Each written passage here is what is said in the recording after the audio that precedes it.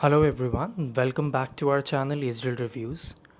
अभी पिछले कुछ दिनों से ऐसी खबरें चल रही थी, आई एम श्योर आप में से भी बहुत लोगों ने सुना होगा कि एक टाइटन सबमर्सिबल था जो कि टाइटैनिक की जो साइट है जहाँ पे टाइटैनिक डूबा हुआ है अटलांटिक ओशन में, वहाँ पे जा रहा था 5 लोगों को लेके और वो गायब हो गया। तो उसमें मेरे को भी बहुत ज़्यादा इंटरेस्ट था जानने का, क्योंकि उसमें 5 लोग थे जो कि मिसिंग थे।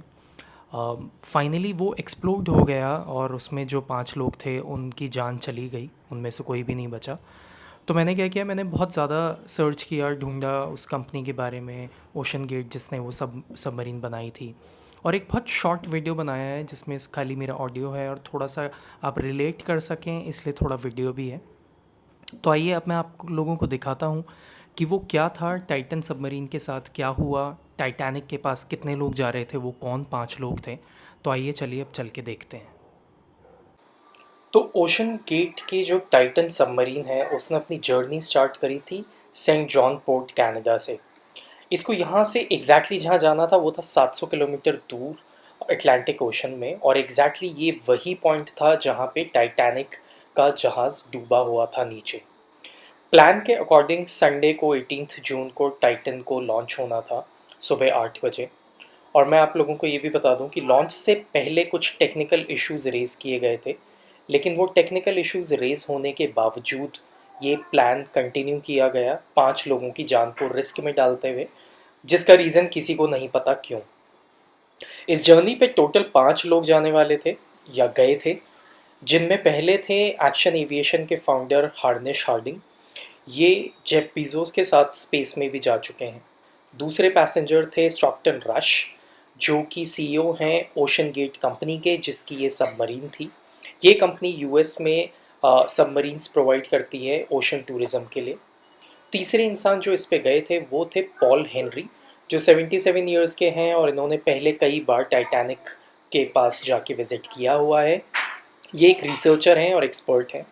और फाइनली उसमें थे दो बिजनेस टाइकून्स, एक प्रिंस दाऊद और उनके 19 साल के सन सुलेमान। डाइव से पहले 17 जून को हार्निश हार्डिंग ने अपने सोशल मीडिया पे डाला था कि उनका ये प्लान थोड़ा सा डिले हो रहा है, मौसम क्योंकि ख़राब है, और जैसे ही मौसम ठीक होगा वैसे ही वो अपनी डाइव की स्टार्ट करेंगे। ये 5 लोग जाने वाले थे फेमस टाइटैनिक की साइट पे जहाँ टाइटैनिक डूबा हुआ था।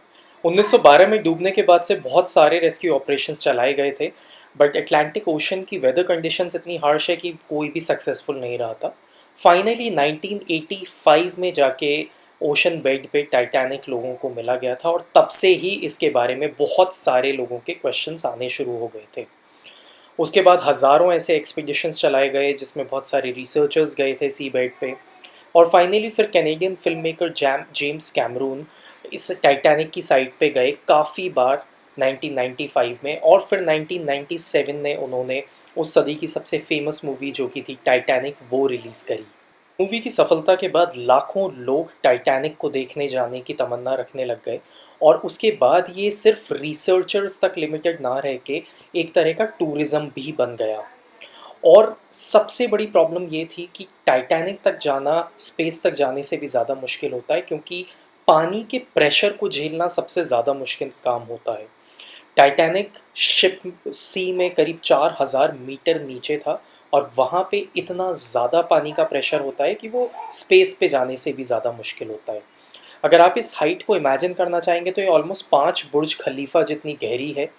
तो उतना ज़्यादा नीचे जाना और 5800 PSI 5800 PSI का जो पानी का प्रेशर होता है वो झेलना किसी नॉर्मल सबमरीन की बात नहीं है। उतना ही प्रेशर होता है कि जितना प्रेशर एक पूरे एलिफेंट का 1 स्क्वायर इंच बॉडी पार्ट पे डाला जाए। तो अब आप इमेजिन कर सकते हैं कि एक सबमरीन का साइज़ कितना बड़ा होता है, और उस पे अगर ये प्रेशर आए तो कितना ज़्यादा प्रेशर होगा। तो फाइनली 18 जून को दोपहर में 12 बजे ये जर्नी स्टार्ट हुई।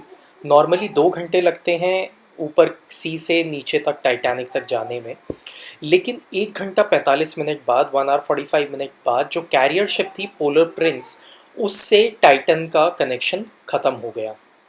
अब पानी में जनरली ये होता है कि इतने ज़्यादा प्रेशर की वजह से कनेक्शन जो होता है, नेटवर्क कनेक्शन डिस्कनेक्ट होना कोई बहुत बड़ी चीज़ नहीं थी, इसलिए किसी ने इतना पैनिक नहीं किया। और फाइनली टाइटन को ऊपर आना था सी पे वापस 7 घंटे बाद।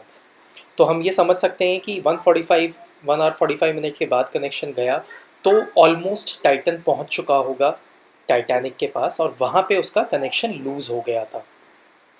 लेकिन जब फाइनली 7 घंटे बाद भी टाइटन वापस नहीं आया या कोई कनेक्शन नहीं बना, तब जो क्रू थी ऊपर पोलर प्रिंस की, वो थोड़ी पैनिक कर गई और उन्होंने सर्च और रेस्क्यू ऑपरेशन स्टार्ट कर दिया। इसने फाइनली यूएस कोस्ट गार्ड की भी हेल्प ली। नेक्स्ट डे मंडे को यूएस और कैनेडियन शिप्स और प्लेन्स ने सब ने ढूंढना शुरू किया। वो सिर्फ सी के ऊपर ही नहीं बल्कि सी के अंदर भी सर्च ऑपरेशन चला रहे थे। एक सोनार स्कैनिंग करके टेक्नोलॉजी है जिसको यूज़ करके जितने भी आसपास के कमर्शियल कैरियर्स जा रहे थे उनको भी अलर्ट किया गया कि अगर उनको कोई मूवमेंट दिखता है तो वो भी खबर दें। लेकिन फाइनली कोई ट्रेस नहीं मिला सारी चीज़ें करने के बाद भी। फिर वेडनेसडे 21 जून को सुबह 6 बजे एक उम्मीद की किरण दिखाई दी, जहाँ पे कुछ समुंदर के अंदर से आवाज़ें आती हुई फील हुई। तो लगा सबको कि ये हो सकता है, तो फाइनली रोबोटिक व्हीकल्स जो होते हैं उनको उस डायरेक्शन में भेजा गया। लेकिन फाइनली उन रोबोटिक्स व्हीकल को भी कुछ भी सफलता हाथ नहीं मिली। उस समय तक सबको फिर एक और डर सताने लगा था, वो ये था कि जो सबमरीन में ऑक्सीजन सप्लाई थी वो सिर्फ 96 आवर्स की या फिर 4 दिन की थी, और अभी तक 3 दिन निकल चुके थे। लेकिन फिर भी यूएस, कनाडा और फ्रांस की जो rescue search and operation teams हैं उन लोगों ने उम्मीद नहीं हारी और उन्होंने अपना सर्च ऑपरेशंस जारी रखा। फाइनली थर्सडे को जून 22 को दोपहर में 12 बजे जो रोबोटिक्स व्हीकल्स हैं उनको टाइटैनिक के पास भेजा गया देखने के लिए कि कुछ मिलता है क्या। और फाइनली जो फ़ोटोज़ सामने आई वो बहुत ज़्यादा हार्ट ब्रेकिंग फ़ोटोज़ थी। 3:48 आफ्टरनून में जो फ़ोटोज़ उन्होंने भेजी उन लोगों को मिला था टाइटन सबमरीन का पीछे का पार्ट, जिसका मतलब था कि वो एक्सप्लोड हो चुका है, और वो पार्ट पड़ा था 1600 फीट दूर टाइटैनिक से। और उसी समय ये सारे दुनिया में सनसनी मच गई कि वो टाइटन एक्सप्लोड हो चुका है। इसका सीधा सा मतलब ये था कि सबमरीन जो पानी के अंदर का प्रेशर होता है वो बर्दाश्त नहीं कर पाई और शायद अंदर जाके बर्स्ट हो गई। इस न्यूज़ से पूरी दुनिया में बहुत ज़्यादा तहलका मच गया। फिर बहुत सारे क्वेश्चंस आने लग गए कि क्या सेफ्टी मेजर्स यूज़ किए गए थे ओशन गेट में। 2021 में ओशन गेट के जो सीईओ हैं जिनकी भी जान इस हादसे में चली गई, उन्होंने एक बार कहा था कि उन लोगों ने कुछ सेफ्टी नॉर्म्स को साइड में रखते हुए कार्बन फाइबर का इस्तेमाल किया गया है स्टील की जगह, क्योंकि वो इंडस्ट्री में थोड़ा इनोवेशन करना चाहते थे और देखना चाहते थे कि कार्बन फाइबर से कितना इफ़ेक्टिवली वे बना सकते हैं। और उसके बाद टाइटन को टेस्ट किया गया था 5000 से 10,000 PSI तक, और वो सक्सेसफुल भी रहा था। एक्सपर्ट्स का ऐसा मानना है कि समुद्र के अंदर ऐसी बहुत सारी फोर्सेस होती हैं जिनकी वजह से प्रेशर बहुत ज़्यादा बढ़ जाता है सबमरीन पे, और ये आप अज्यूम भी कर सकते हैं कि हो सकता है अंधेरे की वजह से अंदर सबमरीन से कोई हैवी ऑब्जेक्ट टकरा गया हो या कोई अंदर का सी क्रीचर भी टकराया गया हो। लेकिन जो भी रीज़न रहा था, एक सबसे बड़ा प्रोमिनेंट रीज़न ये भी है कि उसकी बॉडी कार्बन फाइबर से बनी हुई थी जो शायद इतना स्ट्रॉन्ग प्रेशर नहीं झेल पाई। और दूसरा रीज़न जो सामने आया है ये है कि टाइटन में ऑलरेडी थोड़े बहुत क्रैक्स थे। जी हाँ, ये बात बताई है कार्ल स्टैनली ने, जो कि 2019 में टाइटैनिक के पास गए थे सेम सबमरीन यूज़ करके। ये एक बिजनेसमैन है। इन्होंने कहा था कि उस टाइम भी इस सबमरीन को ऑपरेट करने वाले ओशन गेट के सीईओ ही थे, और उन्हें नीचे जाते हुए सबमरीन में से कुछ क्रैक्स की आवाज़ें सुनाई दी जो कि धीरे धीरे तेज़ होती गई।